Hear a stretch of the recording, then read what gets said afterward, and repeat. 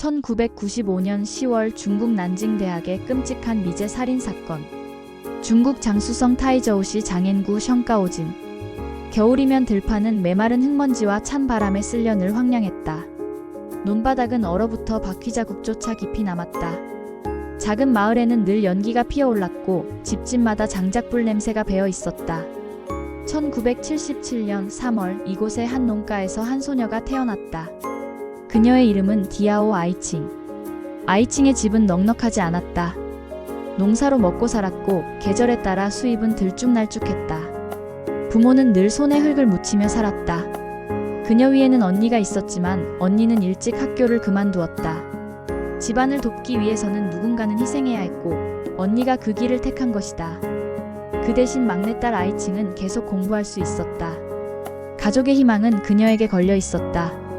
부모는 아이가 오직 공부에만 몰두하길 바랐다. 그래서 때로는 무거운 소식도 숨겼다. 할아버지가 세상을 떠난 일도 언니가 결혼한 사실도 바로 알리지 않았다. 시험 준비 중인 딸이 흔들릴까봐. 그만큼 막내딸이 집안을 일으켜줄 거라는 믿음이 컸다. 아이칭은 말수가 적었다. 낯을 가렸고 모르는 이 앞에서는 고개를 숙였다. 그러나 교실의 책상 앞에 앉으면 눈빛이 달라졌다. 작은 손은 연필을 놓지 않았고 성적도 늘 상위권이었다. 주변은 그녀를 두고 조용하지만 단단한 아이, 안으로 강한 아이라고 말했다. 아이칭 스스로도 알았다. 공부만이 집안을 바꿀 수 있다. 1995년 가을, 20살도 되기 전 아이칭은 난징으로 향했다. 난생 처음 대도시로 가는 길이었다. 기차에 올라 창밖을 바라보며 그녀는 고향과 도시의 차이를 처음 실감했다. 끝없이 펼쳐진 논밭이 점차 줄어들고 대신 빽빽한 건물들이 눈앞에 들어왔다. 네온사인이 빛나고 자동차가 끊임없이 오갔다. 소음과 빛이 가득한 도시. 그곳은 그녀에게 낯설고 두려웠지만 동시에 새로운 기회의 땅처럼 보였다. 그녀가 택한 곳은 난징대학교 성인교육학원이었다. 전공은 정보관리학과 컴퓨터 응용. 당시 중국 사회는 빠르게 변하고 있었다. 정보와 사회라는 말이 신문에 오르내렸고 컴퓨터는 미래를 약속하는 도구였다. 농촌 출신의 소녀가 도시에서 살아남으려면 기술을 배워야 했다. 그녀는 그 길을 선택한 것이다. 기숙사는 구러우 캠퍼스 남원 사사였다. 오래된 건물이었지만 그녀에겐 새로운 출발의 공간이었다. 방에는 여러 명이 함께 지냈고 복도는 늘 소란스러웠다. 외부인도 드나드는 낡은 건물이었지만 아이칭은 묵묵히 강의실과 도서관을 오갔다. 매일 책을 읽고 필기를 하고 미래를 그렸다. 도시의 겨울은 고향과 달랐다.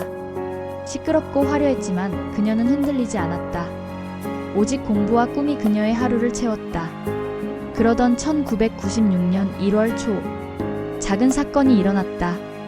기숙사에서 전열기를 사용하다 적발된 것이다. 당시 전열기는 화재 위험 때문에 금지였다. 사감은 방 전체에 벌금을 부과했다. 연대 책임. 아이칭은 억울했지만 말하지 못했다. 조용한 성격 탓이었다. 그러나 룸메이트들의 원망 섞인 시선은 그녀를 더 힘들게 했다. 작은 사건이었지만 그녀에게는 큰 굴욕이었다. 그날 밤 아이칭은 붉은 코트를 걸쳤다.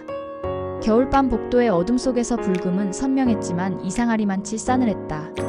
그녀는 말없이 기숙사 문을 닫고 밖으로 나섰다.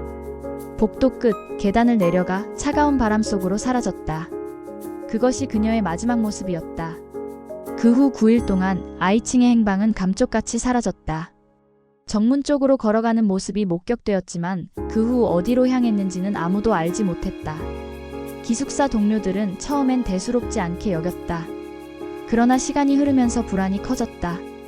가족은 전화를 받지 못했고 학교는 마땅한 답을 내놓지 못했다. 도시는 무심했고 실종은 조용히 흘러갔다. 그리고 1월 19일 아침, 난징 도심 신제커우 화차오루.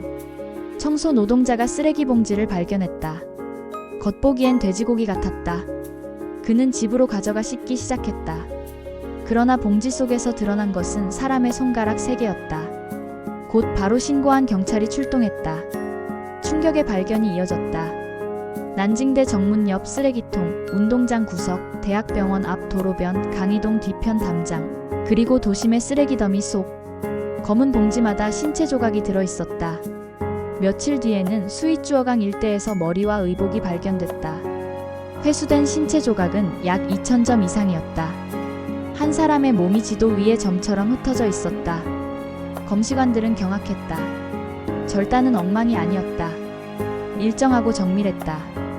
관절은 해부학 교과서처럼 분리돼 있었고 근육은 매끄럽게 잘려 있었다. 일부 장기는 통째로 사라졌다. 몇몇 조각에는 열처리 흔적까지 있었다. 범인은 해부학 지식을 가진 자였다. 정육업자일 수도 외과 의사일 수도 있었다. 그러나 현장은 기괴할 정도로 깨끗했다. 피 한 방울, 도구 하나, 지문조차 남지 않았다. 경찰은 수천 명을 조사했다. 학생, 교수, 교직원, 인근 주민, 정육점 종사자까지. 그러나 결정적 단서는 나오지 않았다. 단 하나, 체격 좋은 중년의 단신 남성을 보았다는 흐릿한 목격담만 남았다. CCTV가 흔치 않았던 시대 수사는 벽에 부딪혔다. 언론은 사건을 자극적으로 보도했다. 붉은 코트 여대생, 난징의 블랙 달리아. 신문은 그녀를 공포의 아이콘으로 만들었다.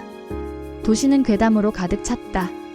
교수 범인설, 군인 범인설, 장기 밀매설. 근거 없는 소문은 눈덩이처럼 불어났다.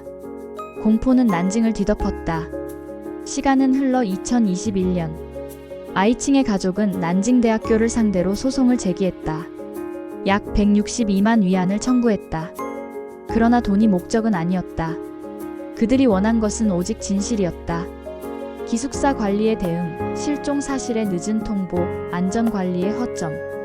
가족은 학교가 책임을 져야 한다고 주장했다. 그러나 소송은 결국 철회되었다. 공안부는 사건이 공소시효 만료 대상이 아니라고 발표했다. 범인이 특정되는 순간 처벌할 수 있다고 했다. 그러나 지금까지도 진실은 밝혀지지 않았다. 농가에서 태어나 가족의 희망을 짊어지고 난징으로 온 소녀. 컴퓨터를 배우며 미래를 꿈꾸던 학생. 작은 사건에 상처받고 붉은 코트를 걸친 채 기숙사를 나섰던 그 밤. 그리고 9일 뒤 2,000개의 조각으로 흩어진 채 발견된 비극. 그 이름은 디아오 아이칭. 난징의 겨울은 아직도 차갑게 얼어붙어 있다. 그리고 질문 하나는 아직도 남아있다. 그날 밤 그녀를 데려간 손길은 누구였는가? 구독과 좋아요는 사랑입니다.